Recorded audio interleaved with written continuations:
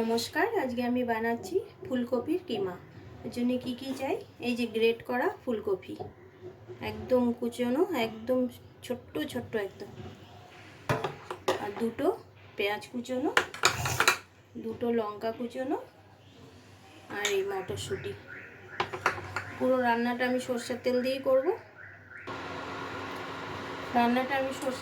করব। প্রথমে কড়াইতে তেল দিয়ে দিই।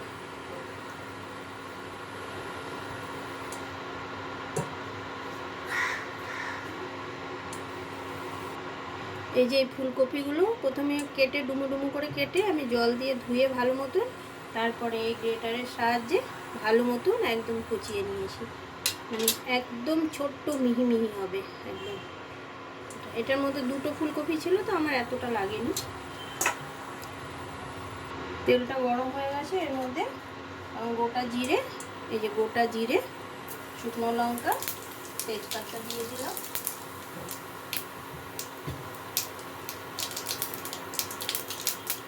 প্রথমে আমি এই কুচনো পেঁয়াজটা দিয়ে দেবো।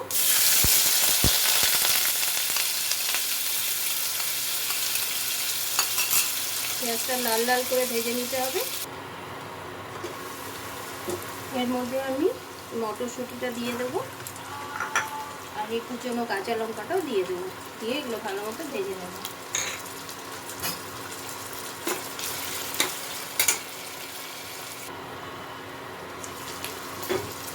এর মধ্যে আমি এখন স্বাদ মতো নুন দিয়ে দেবো।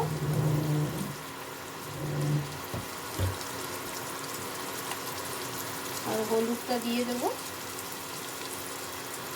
দিয়ে ভালো মতো মিলিয়ে নেব। এর মধ্যে এখন আমি এই সানরাইজের মিট মশলাটা দিয়ে দেবো।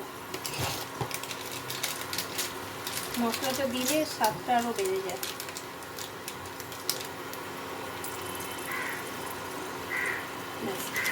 দিয়ে এর মধ্যে একটু সামান্য জল দিয়ে দেবো, মশলাটা না তো পুড়ে যাবে। দিয়ে এটা ভালো মতো কষাতে হবে মশলাটাকে।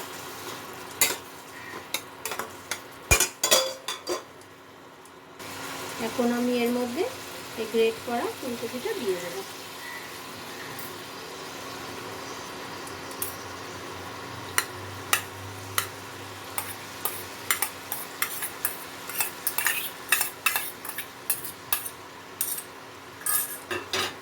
এবার এটা মশলার সাথে ভালো মতো মেলাতে হবে।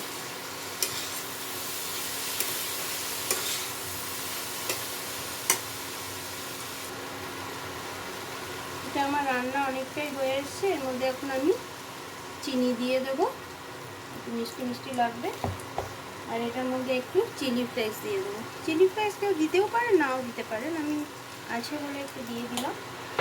আর এর মধ্যে এই গরম মশলাটা দিয়ে দেবো সানরাইজের।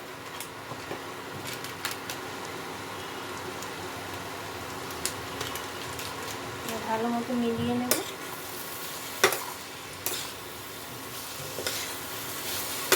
এটা খেতে খুব ভালো লাগে গরম ভাতের সাথে, রুটি পরোটার সাথে। মানে কাউকে না বললে যে এটা ফুলকপির কিমা কেউ বুঝতেই পারবে না, এত সুন্দর লাগে। ফুলকপি তো আমরা ডালনা, মাছের ঝোলে এইভাবেই খেয়ে থাকি, কিন্তু এটা একবার করে দেখবেন, খুব সুন্দর লাগে খেতে। এর মধ্যে ঘিটা আমি দিয়ে দিচ্ছি।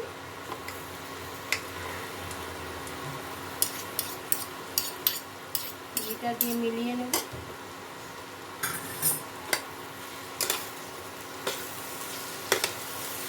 রান্না আমার কমপ্লিট। এবার আমি সার্ভ করে নেব। আমার রান্নাটা কমপ্লিট, এবার আমি সার্ভ করে নিচ্ছি।